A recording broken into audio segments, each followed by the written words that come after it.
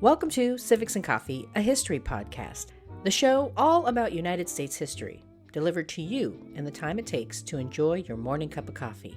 I'm your host, Alicia, a historian trained in United States history with a passion for telling both the known and unknown parts of America's past. So grab your coffee and get ready for some bite-sized history. Welcome back, everyone. This week's conversation brings us into the 20th century and explores the power of historical memory on national politics with a new book, The Republican House Divided. I hope you all enjoy the conversation.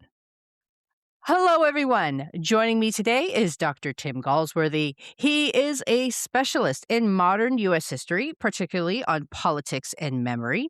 He recently wrote a book, The Republican House Divided: Civil War Memory, Civil Rights, and the Transformation of the GOP, which will be the focus of our conversation today.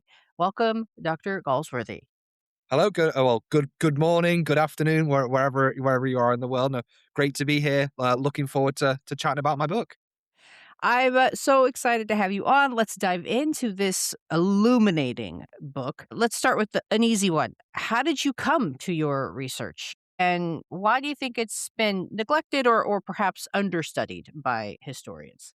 Well, there's kind of two parts to that. One is kind of the personal, and then one's the academic. So personally, I got interested in U.S. history more generally in the first place because I was very lucky in high school. We had an exchange program with a school on Martha's Vineyard, so I got to spend 2 weeks on Martha's Vineyard as a 14-year-old. I always preface this: I went to a really normal school. So it was a bit surprising. And there you'd think I should fall in love with, Boston Revolutionary history. No, I got interested in the Massachusetts 54th and Civil War history. And from there, when I went to university, I took Civil War classes. And then I realized actually it was Civil War memory that interested me. This was around the time when there were increasing debates about Confederate flags, and Charleston massacre happened while I was at university. So it felt like it was kind of an apposite moment to be thinking about Civil War memory in politics. So then I started doing my master's and I was looking at Civil War memory in the 60s, civil rights era politics. And a certain president was elected on my birthday, 16. And that felt like a sign that there was something happening in the world. And then you had Charlottesville, and I was like, okay, so there's kind of a personal and kind of emotional rationale to this.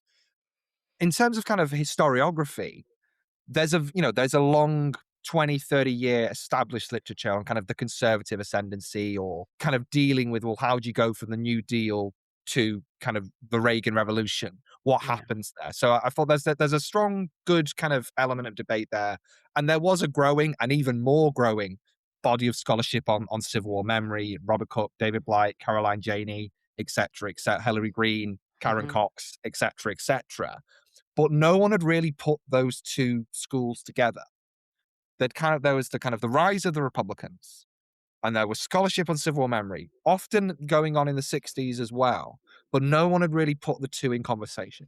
So that's what I wanted to do. And I think fundamentally, my argument of the book is, if you want to understand some of the kind of political and cultural divisions of 21st century America, you have to understand where they really started. My argument is that it's in some of the political, internal and intra-party battles of the 1960s and 70s is where the groundwork was laid for those.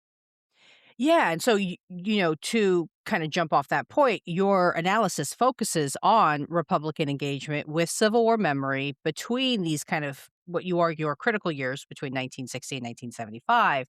Yeah. And so what makes those years kind of so critical in your assessment? Okay. I mean, I chose, so the book is an outgrowth of my PhD, and my PhD thesis focused on 1960 to 1968. And I wanted to do the 1960s because it's the Civil War centennial. So it made sense to focus on that, but to place it within the context of elections, presidential elections, midterm elections. And then after I'd done the thesis and I was thinking I wanted to turn this into a book, my thinking was, well, I've spent an entire time basically excluding the bit in 1960 before Kennedy takes office in 61. I'm basically just bookending a period when the Republicans are not in the White House. So it's about negotiating a period in opposition. So I wanted to extend it and go through to the Nixon administration and kind of fall of Nixon, just to kind of talk about, well, does Civil War memory in the Republican Party change when you've got Republicans out of office and in office? But also, I think the fact that it's the centennial of the Civil War, it's a centennial of Reconstruction, and it's a period of civil rights revolution, second Reconstruction, the Black freedom struggle. It felt, I'd be doing a disservice if I didn't do that broader period and not just do kind of 60 to 65, 60 to 68, but actually go a little bit further. And in my future research, I'm going a little bit back as well. So I got Hmm. the appetite for, well, this is an important period electorally. It's important in terms of civil rights. It's important in terms of memories and anniversaries, but we can always, as historians, we love to play with time frames. So that's something I was battling with all the way through. And can you call it the Nixon era when he's no longer president? But I guess I get away with it in the book. So And so, can you talk about the Lincoln Convention of yeah, 1960 and how each candidate kind of drew on the memory of the former president to appeal to voters? yeah, absolutely. So my first chapter is exclusively on the 1960, the 1960 presidential election, and that's obviously 100 years after Lincoln is first nominated to the Republican nominee. And Republicans in 1960 understandably play on that a lot. So the convention is again in Chicago. There's a replica of the Wigwam building in which Lincoln was nominated. They supposedly use the same gavel. There's pictures of Lincoln everywhere. There's quotes from Lincoln everywhere. Every journalistic report mentions it. And for some Republicans, and it kind of previews what I'm arguing in a lot of the book. For some Republicans, this is perfunctory. They're not thinking about this very deeply. The extent of their engagement is Lincoln's quite popular. Lincoln was a Republican. Let's play on that, which I think is how a lot of politicians of both parties and none engage with Lincoln in particular. He is probably the most popular American, certainly president wise. He displaced Washington by this point Yeah. of being the most popular president. So there's that element of it. For other Republicans, there's a little more critical thought about the GOP's relationship with Lincoln. This is particularly the case for kind of more liberal, more progressive Republicans, and particularly civil rights activists who are at the convention saying, well, it's no good saying you're the party of Lincoln if you're not going to be in favor of civil rights. So that's, or, very strongly in favor of civil rights, not just kind of quite bland promises. So what you get is speakers in platform committees and more progressive Republicans saying, well, the Democrats have just done quite a strong civil rights plank. Maybe we need to do that as well. And that would be the way to honor Lincoln. And in many ways, that previews the whole book, that you have kind of a lot of Republicans who it's very superficial engagement with civil memory. But for those who are more progressive, pro civil rights bent, both black and white progressives, Lincoln, the Lincoln era party, the Civil War era party is very much this inspiration or this lodestar of, well, we need to live up to this heritage of emancipation and Lincoln that's our kind of forerunners in their minds. Yeah. And can you talk a little bit about like how did historical memory help Nixon undermine what you refer to as the settlemental bonds white Southerners had toward the Democratic Party? Yeah, so there's a lot of literature within, when I was talking before about kind of the Republican Party, the rise of the GOP, about the so-called Southern strategy.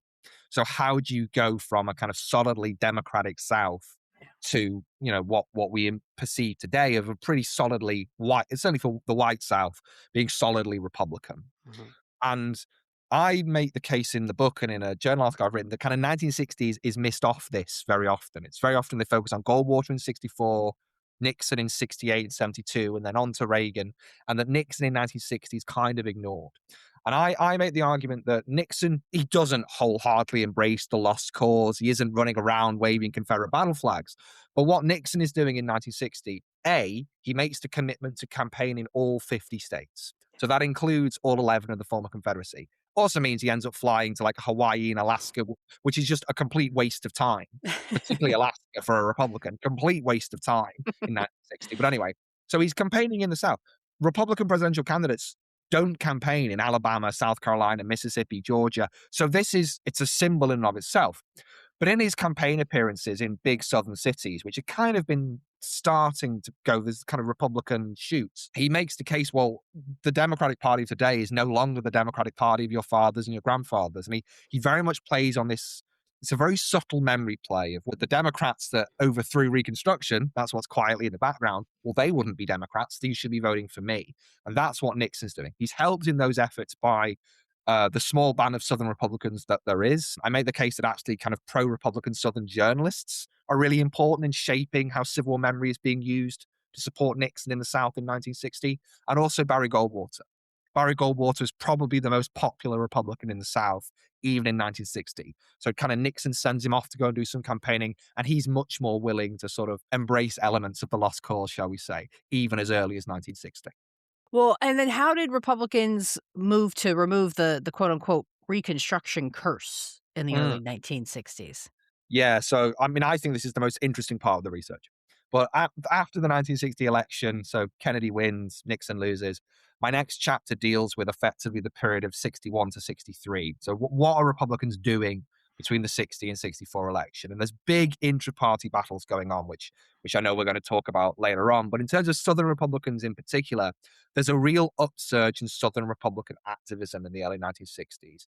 In many ways, this has been growing since the 1960s, but also this is at a particular moment because you've got the Kennedy administration. And even though, civil rights scholarship today, Kennedy is not that strong on civil rights. He's quite reluctant. He's dragged into it. But Southern Republicans argue that, well, he's going too far. There's too much federal intervention, particularly when you get events at the universities of Mississippi and Yeah. Alabama. So Southern Republicans, they're attacking the Democrats, and they know that in the minds of white Southern voters, the Republicans, they're the party of not Lincoln, they might get away with, but this is the party of Reconstruction, of carpetbaggers and scallywags and Thaddeus Stevens and all of that. So effectively, what they have to do is they have to say, we're not that party anymore. We accept that we were once the party of Reconstruction.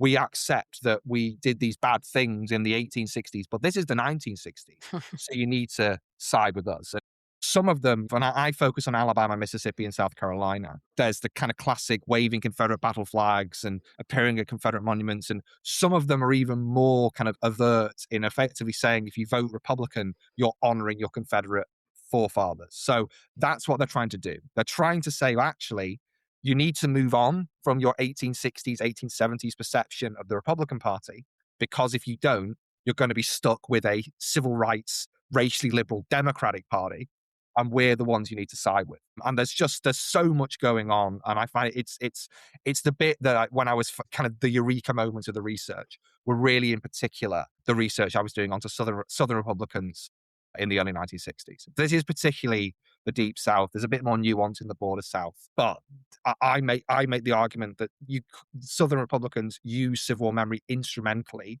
to try and get white Southern voters to look again Yeah. at them and to maybe think, actually, should I be with the Democrats or should I maybe think about, let my grandfather roll over in his grave because actually I need to vote Republican now. That's effectively what they're trying to get people to do.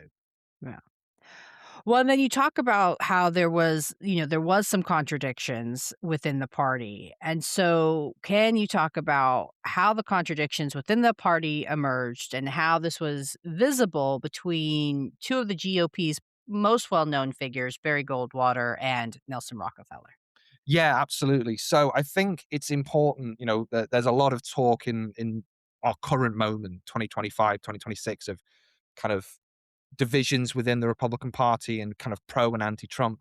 That kind of, if we can even call it factionalism, is nothing compared to what the GOP was in the 1960s. In the 19th and earlier, but particularly the 1960s, the GOP is absolutely not a uniformly conservative party. It's kind of uniformly pro-capitalist, leans towards small business over the federal government, but there's very different perceptions of what that means. On the one hand, there's also kind of moderate middle as well, and kind of small town Protestant conservatism. But in terms of these two big figures, on the one hand, you have Barry Goldwater, Arizona senator, storms the states' rights, storms the anti-federal government, very critical, calls Eisenhower a dime store New Deal. That's how kind of conservative he is. And he is more willing, and his followers are more willing to kind of be sympathetic to segregation because it connects with their ideas of states' rights. Or even if they're not segregationists, they're not as excuse me, perturbed by it Yeah. because it kind of connects with their states' rights vision. Against that, you've got Nelson Rockefeller, the embodiment of kind of Eastern establishment republicanism, probably the richest man to ever run for president. Again, sorry, Mr. Trump. He is probably the richest man that's ever run for president, but very racially liberal, certainly in the 1960s, a bit more complicated in the 1970s, but very much advocating that the GOP needs to be the political ally of the civil rights movement rather than profit from backlash against it, which is what Mhm. Goldwater's suggesting. And what you get, I argue, in after 1960 and through into 1964 is supporters of these two essentially battling it out for ideological dominance within the party. But Rockefeller and his allies make the mistake of kind of making those kind of moralistic rhetorical appeals, while Goldwater supporters are busy sewing up the nomination by, joining the local party and winning votes locally and realizing that actually moral appeals not mean nothing. You need to count the votes. So this is a moment of real division, and it's a moment where the future of the GOP is not decided. And I think that's one of my key takeaways, I think, from the book, kind of Robert Frostism, the path not taken. There are roads not taken for the GOP in the 1960s. And one of them is a more racially liberal, pro civil rights vision, as embodied by Nelson Rockefeller and some of his allies within the GOP, as averse to the Goldwaterite conservatism, which ends up winning the day. Yeah. Well, and one of the people you discuss in the book is William Scranton, and Yes. so who was he, and how did he contribute to the increased fracturing of the GOP? So William Scranton kind of enters the narrative within my book as he's the governor of Pennsylvania, Republican governor of Pennsylvania. He's elected to that role in 1962. Before that, he'd served for a couple of years as a congressman from Pennsylvania. He's very much a rising star. He's from a family of long time Republicans, very wealthy. The town of Scranton, of The Office fame, is named after his family. So this is establishment Republicanism.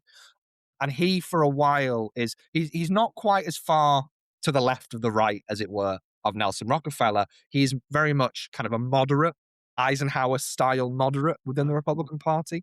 And there's some kind of suggestions that maybe Eisenhower wanted him to be the nominee, but he never really throws his weight behind him.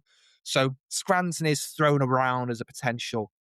And then after Goldwater wins the California primary in 1964, when it looks, so he hasn't just won quiet kind of behind the scenes votes, he's won a big statewide primary, winner takes all primary. There's a real fear that Goldwater's got the nomination. So Scranton enters the race. He's kind of the last gasp attempt of the stop Goldwater elements within the GOP. And he makes these very impassioned appeals, again, about Lincoln and civil rights. And we need to not disgrace the great emancipator. And Goldwater wants to read Lincoln out of the party, but it doesn't go anywhere. Scranton, Rockefeller, their supporters have made very similar appeals all the way through from 61 and particularly 63 and 64. This idea that Goldwater is the antithesis of Lincoln, that if we go with him and we go with the anti-civil rights vision of Goldwater, Goldwater votes against the 64 Civil Rights Act. If the GOP goes for that, we're disgracing Lincoln. Falls on deaf ears for Republican primary voters and those making the decision.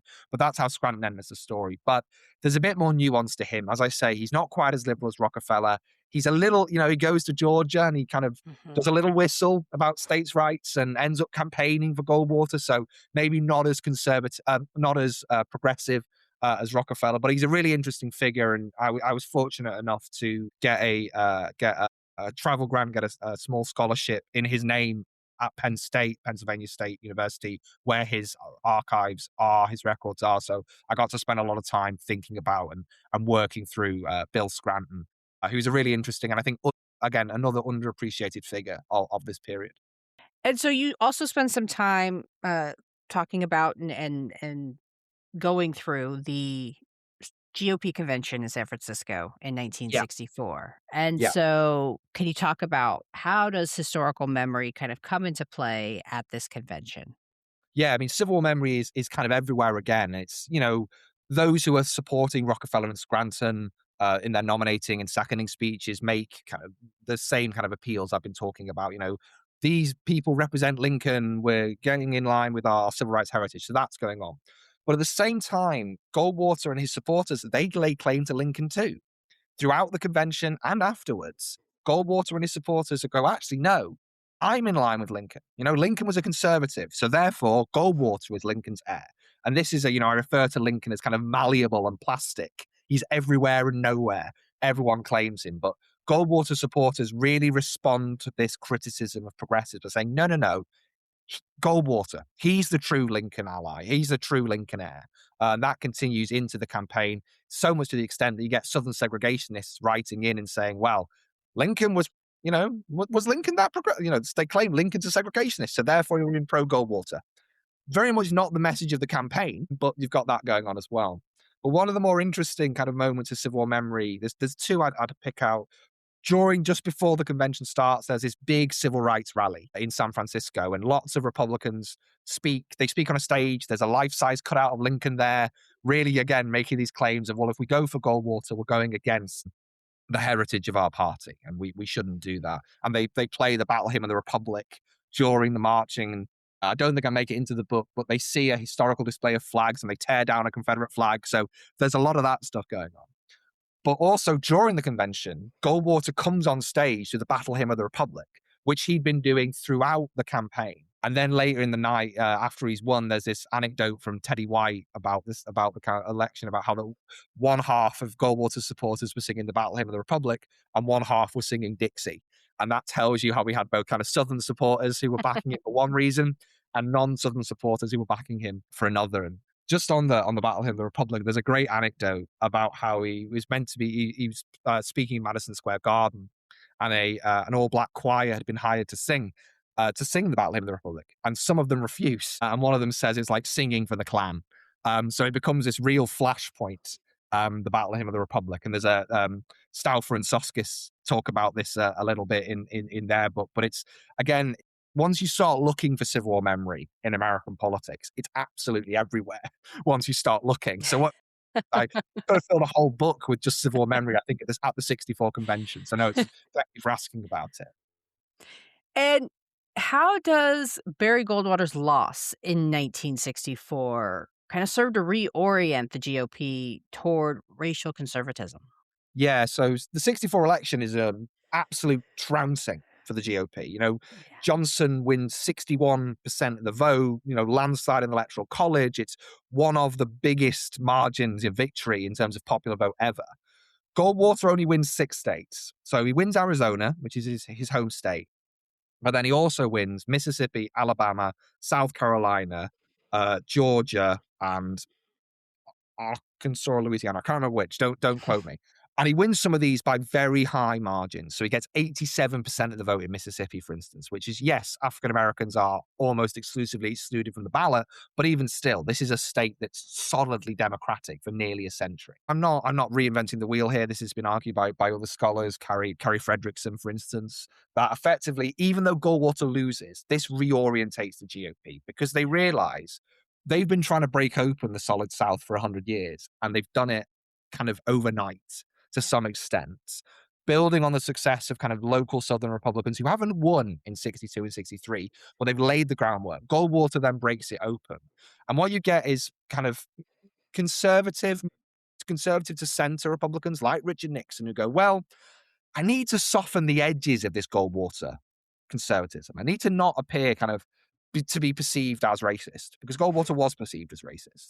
But if I can build on that, if we, the GOP, can build on that and can take those votes in the South and put them in our bag as well, along with winning votes in the North when we have a more electable candidate, then maybe we can win. And that's why I agree with scholars that see 64, it's absolutely not the end of the story, but Right. it's the first moment where Republican leaders, candidates, strategists realize we can win in the South Yeah. if we appeal the right way.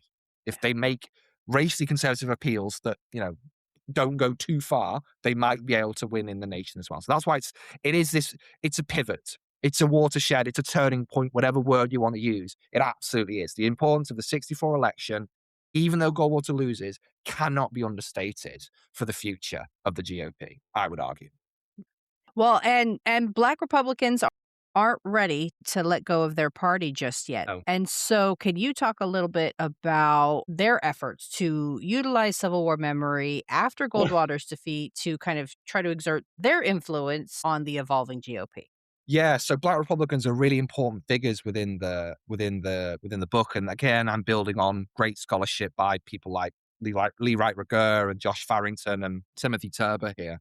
But kind of prior to '64 and Goldwater, Black Republicans have been some of the most vocal in their attacks on Goldwater and Goldwaterism, but they've broadly been in step with kind of Rockefeller and Jacob Javits and kind of the kind of the elected members of the progressive GOP. But what you get after '64 is there are some members who are kind of using kind of conventional Civil War memory appeals. You know, we need to get back to Lincoln.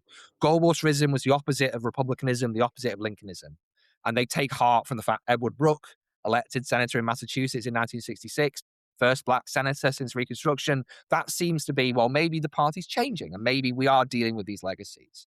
But what I found most interesting with some black Republicans is particular black Republican leaders, such as Grant Reynolds or Clarence Towns, their rhetoric really changes. And they essentially argue after 1964, we can't just say Lincoln.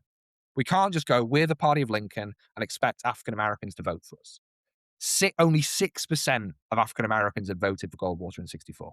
Mm. And if you want to understand kind of, this starts in the New Deal, but that's the moment where African Americans go, no, we're not going to vote Republican. We're probably going to go with the Democrats, which is more or less, for obvious other complex reasons as well, continued through into the 21st century. And lots of kind of key black Republican officials and leaders like Reynolds and Towns say, well, we need to offer them more. Yes, we're the party of Lincoln and we're proud of that, but we can't just say we're the party of Lincoln and expect African Americans to just fall back in line and vote Republican. So and there are other black Republicans who are just get very conventional kind of emancipationist memory narratives, but there's this vocal core, and this is at a moment as well. Important, Leron Bennett in Ebony, and ultimately in a longer article is was Abraham Lincoln a white supremacist? Is kind of a culmination article. There's a moment where there's being a bit more of a black radical critique of Lincoln, not holding him up as this kind of saint figure. And it's in that context, in the second half of the 1960s, that some black Republicans are being a bit more skeptical of just relying on appeals to Lincoln to win black votes. And what were some of the ways that the Civil War memory played the role in the 1968 election? So we're not done with Civil War memory yet. It comes No. back around. So how does Yeah, it yeah. show up in 1968?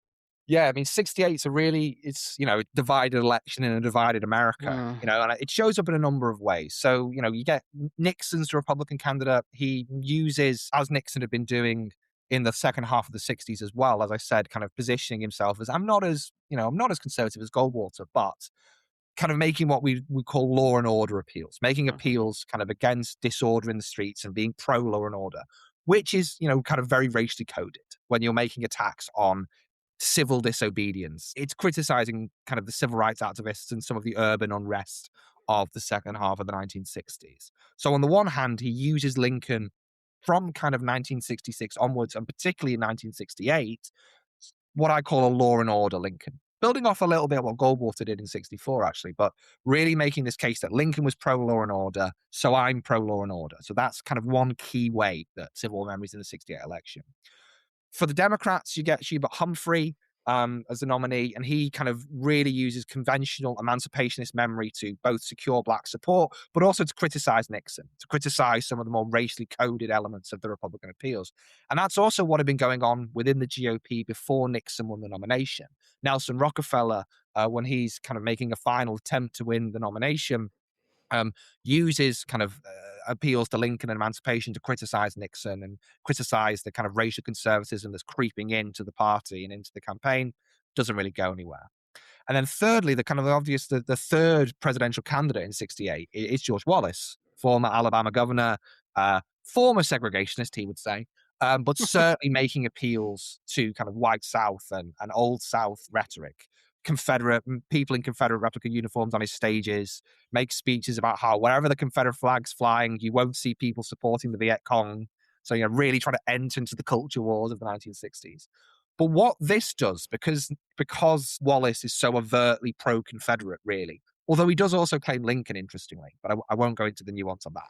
You can read the book for that nuance. It enables Southern Republicans and Nixon to kind of they don't need the appeals to Reconstruction. Southern Republicans like Strom Thurmond, who come over from the Democrats to the Republicans who back Nixon in '68, they don't need to be making these appeals about carpetbaggers and scallywags and Confederate battle flags because that's not going to help them when they're facing Wallace. They can't outdo Wallace on Right. the lost cause. They can't outdo Wallace on race. So therefore, they present themselves as, yes, law and order, but not as overtly racially conservative as Wallace and not as overtly lost cause pro Confederate as Wallace. So effectively enables the Republicans to come down the middle. Wallace wins the Deep South, except South Carolina, which Thurmond helps hold for Nixon, but Nixon cleans up the border South, winning in places like Florida and Virginia, where this more kind of racially coded conservatism takes root. And Right. that's where the Civil War memory fits. It's kind of the different ways that all the candidates and players are engaging with issues of race in what is a racially charged election, I would argue. Yeah. And then towards the end, you talk a little bit about Spiro Agnew's speech. And Yes. so just hoping you can talk about his speech at the Stone Mountain dedication Yeah. and how this kind of further symbolizes the use of Civil War memory by the GOP during the Nixon years. Yeah, I mean, the final main body chapter of the book is called Spyro Agnew at Stone Mountain, which I think is quite pithy, but also because I think it kind of encapsulates where I think the GOP is in the Nixon years. Yeah. So Nixon picks Agnew as his running mate because he speaks that law and order language. Governor of Maryland, so there's kind of a border South element going on there as well. And it's my contention that Nixon and Agnew embrace the lost cause when they're in the White House.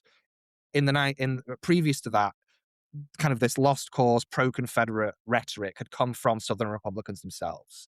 It's my contention that as president and vice president, Nixon and Agnew embrace it themselves. Yeah.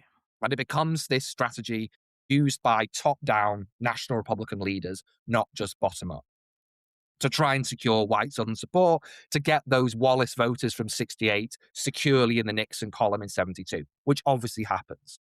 McGovern wins District of Columbia in Massachusetts. Nixon cleans up the South, and the realignment is well and truly on at that point. And in 1970, Spiro Agnew speaks at the dedication of Stone Mountain, obviously the largest Confederate monument in the world, massive stone reliefs of Robert E. Lee, Jefferson Davis, Thomas Stonewall Jackson. And while his speech by Agnew standards is actually quite mild, there's no effete snobs. There's none of that kind of language from Agnew here. For me, the symbolism of a Republican vice president dedicating a massive Confederate monument 10 years after you've had that Lincoln Convention in 1960. That's a different party. That's the contrast I draw. And in the speech, Agnew follows common lost cause myths. The idea that Robert E. Lee was opposed to slavery and secession. Absolute hokum. Absolute hokum. But it's very much lost cause myth, and he embraces that very wholeheartedly. And I think even more than that, on the same day, so the morning before Agnew does this, Nixon visits the Lincoln Memorial because he's stayed in DC because there's big protests about his escalation of the war in Southeast Asia into Cambodia. And he tells this story about he kind of drives down in the early hours of the morning to the Lincoln Memorial and meets with the protesters and how it's his favorite spot in Washington.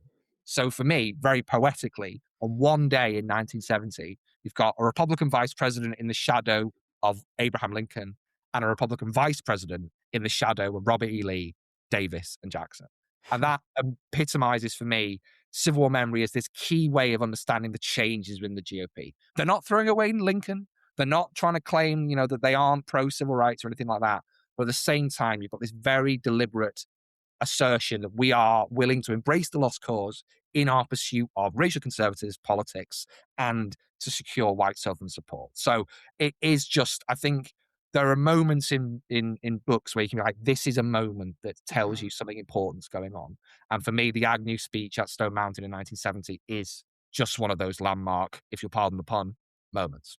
And, apologies because I think this is a fairly large question, but, you are an expert, so if anyone can tackle it, I think you can. Why do you think the Civil War shadow remains such a looming presence in our politics over a century after its conclusion? I think I can answer that by looking at, well, why was it so important in the 60s and 70s, and why is it so Mhm, important now? And I think the fundamentals are division. When America is divided, as it fundamentally is today, whether it's over issues of partisan politics, politics more generally, race, what the federal government means, who should have authority, states or the federal government. What's the reference point for all that?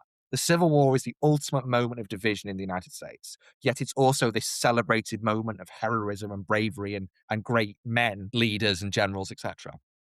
So, in these moments of division, when politicians are trying to find what scholars would call a usable past to navigate through the divisions, to say either I can end these divisions and bring us all together, or making a pitch for one side in those divisions, such as defending Confederate monuments and battle flags does. The Civil War and civil memory becomes a really useful emotional kind of reservoir or kind of an emotional armory for politicians to use to either pitch themselves on one side of stark political societal divisions, or to offer them as kind of the unifier of those divisions. So I think that's why it remains so pertinent today. And also because fundamentally, the Civil War and the Civil War era is so central to American identity in that it's about, well, is America a multiracial democracy that stands for justice or not? Is it a country where you have a rule of law dictated, or dictated is the wrong word, where you have a rule of law that is upheld by the federal government? Or is it about states' rights and local control? And there's kind of philosophical reasons you could be on either side of that debate. So the Civil War cuts at core meanings of American identity. And I think the 21st century, it feels like that's up for grabs again. mhm. What it means to be an American, what America means. And I'm British. We have our own identity crisis at the moment. But looking at it from the outside, 250 from 1776, the slogan the Trump administration has chosen is freedom. Well, that's not a simple word. And the Civil War is fundamentally about a government of the people, by the people, for the people. What does that mean? Mhm. What is freedom in is what the Civil War is about. So I think that's why Civil War memory speaks to it, because it's about these fundamental questions of what America and being an American means. Sorry, that's almost a very political answer, actually. I realize it's a very kind of meaningless answer, but I think that's why. I think it's Yeah. because it speaks to something deeper, but also because politicians also know, and I think that's what I run through the whole book. Politicians know your average Joe and Josephine of Main Street doesn't know the ins and outs of the Battle of Gettysburg, but they know Gettysburg's important. They don't know every line that Lincoln said, but they know Lincoln's a great man. If you're in certain parts of the country or certain way inclined politically, the Confederacy stands for everything you believe in, and Robert E. Lee and Davis are heroes. So politicians know they can pull on these very headline bits of memory and it'll have an emotional connection for people. So when you're in emotional times and in divided times, historical memory generally, Civil War memory in particular, is a really useful reference point. That's a long-winded answer. Hopefully, there's something in there which answers your question. Perfect. It's perfect. And how does this story, this exploration of this pivotal moment for the GOP help us understand our current moment? I mean, I think it's because, and I think it's probably the main takeaway I want people to take from the book is Trump and our present moment did not emerge in a vacuum. And I say that whether you're a supporter of Trump or an opponent. I start the book with January the 6th, 2021, in particular, the insurrectionist, because it was an insurrectionist with a Confederate battle flag in the Capitol. And I almost do that as kind of a record scratch, you're wondering how I got here moment, because that's a guy with a Confederate battle flag to support a Republican president. Now, it doesn't shock us, but if you put that in historical context, if you'd shown that image to Thaddeus Stevens in 1866, he would have been, what are you on about? What do you mean? Doesn't make sense. So the whole point of the book is to explain, well, how do we get there? How do we get to the moment where you have someone using a Confederate battle flag to support a Republican president? And I argue that the 1960s, the long civil rights era is when that happens, when these big political changes happen in the GOP that enable pro-Confederate memory to become part of the Republican story.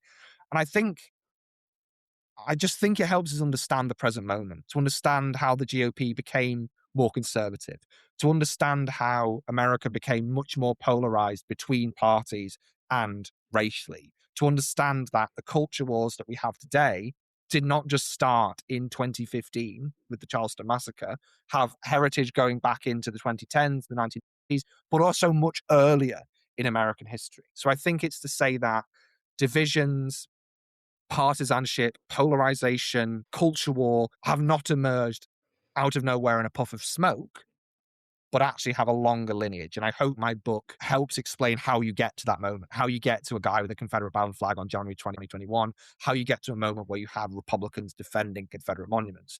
Because in long historical context, that makes no sense. And I think making sense of it helps us make more sense of the kind of social, political, cultural divisions that America is grappling with right now. And where should people go when they finished your book and they want to learn more about you and the work that you do? Well, you should read the book again, obviously. Obviously, I'm joking. So I am on the socials, as the youth would say. I'm on Blue Sky. I'm on Instagram. So if you just search for Tim Galsworthy, it's spelled Gals Worthy, but I pronounce it Galsworthy. There's not many of us, so if you search for it on social media, you find me there. You can find the art. Also, if you just Google me or whatever search engine you prefer, my university webpage will give you details of my publications and my other work. And I try and my social media is mainly me ranting about sports teams, but there's occasionally pithy bits about my research. So that's where you can find me. And also, I'm always more than happy, if people want to reach out via social media or send me an email to my work email, which you can find on the university website, to talk about the research, to talk about the book, to talk about anything Republican, Civil War memory, US politics, whatever it may be. I think in the last decade or so, history's been demonized and politicized. And I actually think there's facing the past and talking about the past and not just celebrating it, but neither completely denigrating it either. Finding actually we need to talk honestly, warts and all, about the past. That's the only way we have civil conversation about the present, is if we can have civil conversation about the past. So I'm always more than happy to chat with anyone reasonably about my research or about any aspects that we've talked about today or anything else. So look for me on the socials, search for me on a search engine. I work for a little university called Lincoln Bishop University, so you'll find my profile, as it were, my work profile on there. So do get in touch if you want to have a conversation, you want to talk about the book or anything else. Or don't, Wonderful. or just curse me when you get to the end of the book and go, "But I want more," or "This was too much." That's acceptable as well. And is there anything we haven't covered yet that you'd like future readers to know? We have covered a lot, haven't we? I guess what We I'd say is I just kind of restate, like, I guess my main argument, which I suppose I didn't really say, which is my argument is that Republican, Republicans use civil memory to support, oppose, and ultimately shape the GOP's transformation into a racially conservative, increasingly southern, increasingly white party during the civil rights era. There's lots of nuance to it. The book will help you take you through the aspects of the argument. That's my fundamental argument, that civil memory is being used to support, oppose, and ultimately shape the transformation of the GOP. And just to say that these matters don't go away, and it's not just about Trump as well. I think so. It's certainly easy for making my work relevant, but there's a bigger story than just Trump. Talk about Nikki Haley denying that slavery was the cause of the Civil War. Talk about Tim Scott launching his presidential campaign at Fort Sumter and not mentioning the word slavery or Confederate once. Is that this is a bigger story of what's happened to the grand old party.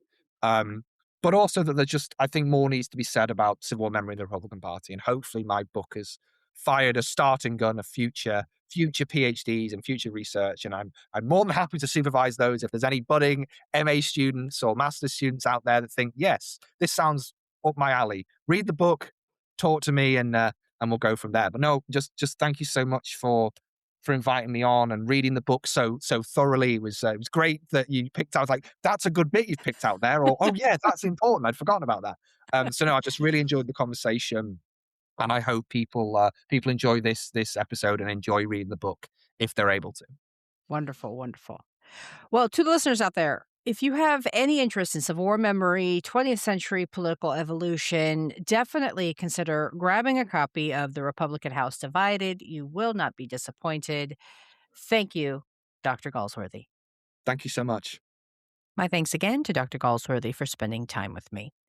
Be sure to tune in next week for the final conversation in this summer series where I sit down with Dr. Spady and discuss his latest effort, Take Freedom. Thanks, peeps. I'll see you next time. Thanks for sitting down with me as I explored this chapter of American history. If you liked what you heard, be sure to subscribe and share with your friends. I look forward to our next cup of coffee together.